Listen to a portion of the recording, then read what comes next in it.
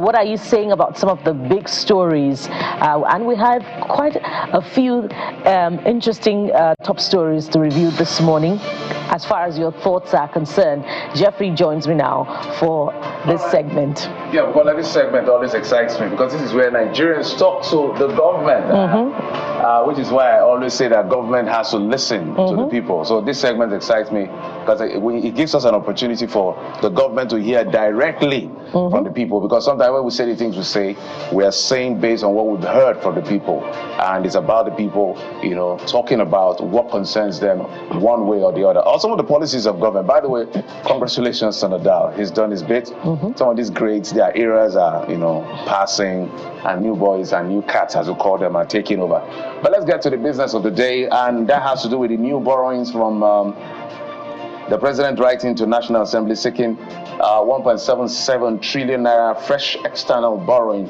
Well, they say it will part finance the budget deficit of 9.7 in the 2024 budget. So, for the record and for facts, this borrowing is not for 2025, it's for 2024. 2024. We had a budget deficit of about almost 10 trillion.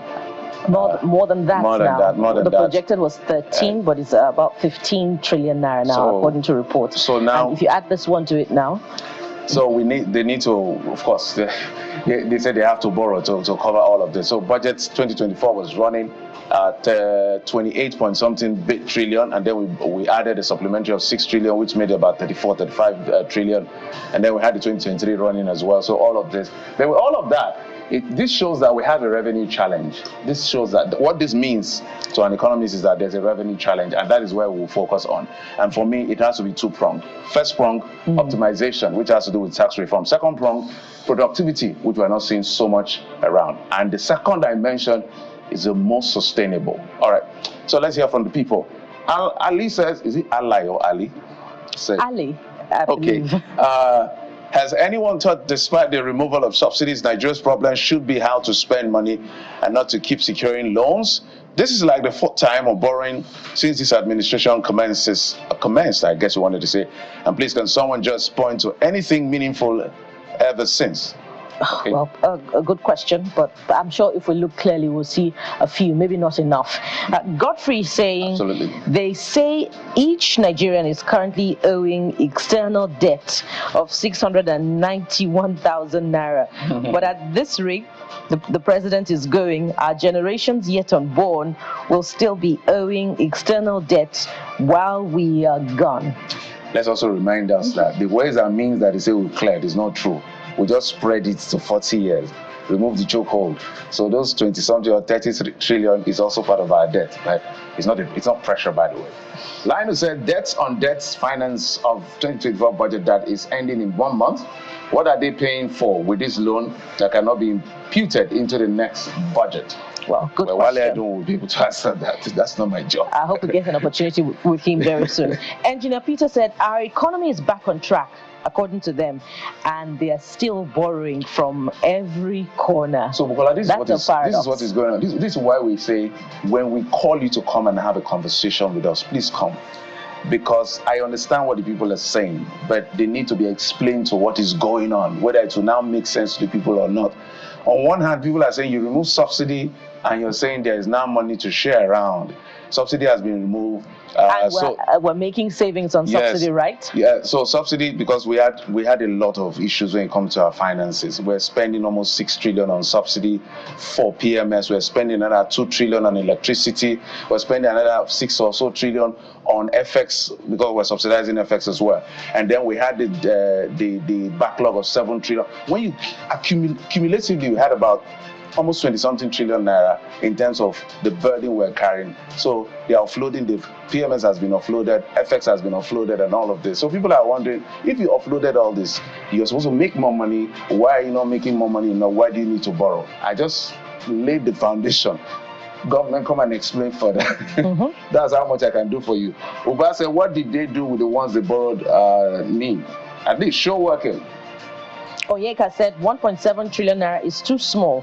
They should borrow. That's a lot of sarcasm. Yeah. They should borrow 50 trillion naira now. Well, you have Daniel's thoughts. Yeah, Daniel said we don't have money yet. We borrowed to do coastal highway. The one we have is not good and no maintenance. Okay, you know, as our job, we contextualize. The coastal highway will cost 17 trillion according to the government, but about 15 to 30% of that money will come from government. The other will come from the private sector. There's a model. It's not necessarily PPP. There's a model that is called. And we should expect that, you know, when that is done. So do your 15 to 30% of 17 trillion. Jeffrey, don't even go there. But we know that, or we can project that after that has been done, there'll be a tolling of the highway. Yeah. So they've done their revenue generation. Some analysts have even asked, you know, very critical questions of the highway. That why, construct a highway which is going for nearly ₦1 trillion per kilometer, and we must, you know, ask the professionals to come to our rescue, because there's been a lot of talk about how infrastructure development also is accompanied by a lot of corruption, because, you know, you cannot justify the amount that is, you know, put in, you know, to construct 1 kilometer of road in Nigeria. So a lot of questions are being asked in that space as well, and perhaps maybe one of these days, if we have the Minister of Works again, we'll be asking those questions. So because I like what we're doing, so we put the facts so they can come and explain, so that people can also understand. Because I know for a fact that out of the 700 kilometers of that long highway from Lagos to Calabar, the most commercially viable is just 50 kilometers. The most commercially viable. Okay, let's leave it at that. Nigerian Army Major General, because this one says escort Sally. A Nigerian Army Major General. An escort allegedly assaulted a man for overtaking their vehicle and attacked a female passenger for recording the incident. So, yes. So we have that incident recorded for you. Come out. My brother is coming. That's why he's dragging. My sister, come down.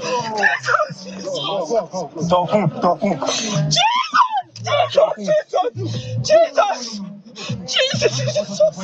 How can you see what they did to my eye? Are you seeing? You're not supposed to.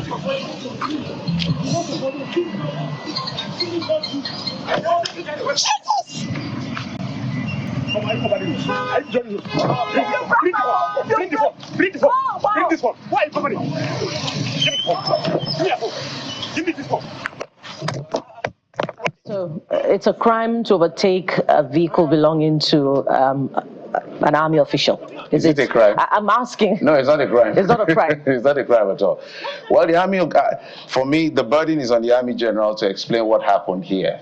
I don't know whether I was carrying escorts. I guess that's what happened. I don't know why I didn't want to be overtaken. I don't know the circumstances that surrounded this, but this is not good optics for the army that we have in our country. So the army is in the best position. The woman has explained her position. She was assaulted. Even if she overtook the vehicle, physical assault is out of the question. Physical assault is totally out of the question. I do not know the premise for which she can or cannot overtake the vehicle. But now physically assaulting them, so the Chief of Defense Staff, General Christopher Musa, and the new Chief of Army Staff, General Oluyede, Lieutenant General Oluyede. Find your general, find out what happens, because this is not good optics for our Nigerian army. We're here to defend the army and speak, not like defend the army, speak for the generality of our military, but this is sending a bad optics. I don't know what happened, I can't say for a fact, but my interest is the assault of this lady. That is where I have a problem. Unless we can stay within safety zone and say that we do not know everything else that transpired in this event. That's what I'm saying, Speaking of which, okay, maybe it's not true that they overtook the Army General, and maybe they did something else. So if that is the case, even if that were the case, physical assault. That is my own challenge. I think they even was loading that guy five. They slapped that guy. I think the lady was accompanied by another individual, and we could see that that individual was also attacked in this scene. So this is totally condemnable. Condemnable by all standards. By all standards. And General Christopher Musa, we're calling on you. I don't know which of your generals, this or the Chief of Army Staff, please do well to find out what happened and physical assault. This is not good for our image. Let's go. Yeah. This is not the conduct, that is expected of officers of the armed forces. They are there to protect the territorial integrity of Nigeria, and the safety of citizens is also paramount for officers of the Nigerian army. So we do not expect to see this again in the future, and it is important to emphasize this because time and again these kinds of incidents happen, whether it's between the army or other security agents. So it's totally condemnable. All right, Yaya Abbas says Nigerian army are good people except a few bad eggs here and there. I agree, but I think we should be more focused on what he did to them. We should not be quick to point fingers at anyone. That's why I say the army chief should investigate. Exactly. AfroConnect says this case of army brutality is deeply troubling, showing the persistent issues of excessive force and the neglect of human rights in Nigeria. All right, so that goes on. Let's go to scripted. Say for that high-ranking army official, I guess, to come down from his vehicle, that the civilian driver must have done something. I don't want to use the word. Don't judge one side. And Madaki is the next user who says this is just the reality in Nigeria. I believe we should respond to what Scripted has said, regardless of what the individual or the individuals have done in this case. They do not deserve a physical assault. Okay, we must not lose our humanity. So Madaki says this is just the reality in Nigeria. The majority of the army officers, there's more, think they're above the law. Sadly, most Nigerians join the army thinking it will give them immunity to commit all kinds of brutality and atrocities without any consequences. Okay, we have a lot to talk about, but let's go straight to the exciting part. I also know that we heard the IGP had said that they should stop filming policemen. No, we will continue to film them. Because how else do we hold will film them. Let's talk about accountable? Let's not talk about Chidima, our girl, Miss Universe Africa, right? And Oceania. She came second. Yes, this is when she returned to Nigeria. So we're super proud of her.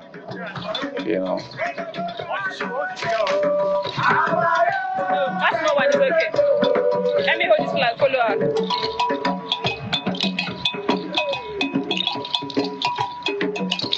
Take your time, don't rush.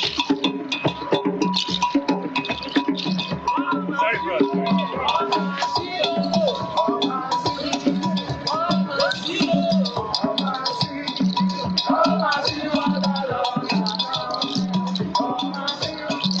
We're super proud of her.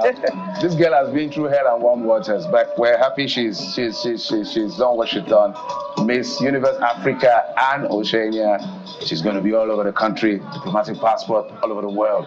This is what Madaki is saying. Chidima Adesina, warm welcome in Nigeria is well deserved. Our victory as Miss Universe Africa and Oceania is a huge achievement, and she represented our country with pride. Nigeria is so proud of you. She's set for life. And as first runner-up, I think she gets thousands of dollars. Yes, $100,000, and she gets opportunities for modeling and brand visibility. A one-year paid apartment in New York or something like that. International passport to travel the world for the next 1 year, just to rub it in that diplomatic passport. When you go through adversity, you get visibility for uplifting, and we thank Chidima for putting Nigeria on the global map. So what's Joseph saying? Joseph said, welcome back home, Miss Universe Africa. We're proud and we love you. Okay, those are the stories we've been tracking for you. We have a lot. We didn't talk about the police and all of that, but if we have time, as we promised, we'll do well to bring it to the fore. But this is all we have time for at the moment. We'll take a quick break. When we come back, we'll start a conversation with the states of the nation. Then we'll move to the issue of funding for that reality TV show from Channels TV, and then to the softer side of things right here on the Morning Brief. Don't go anywhere. Stay with us. We'll be right back.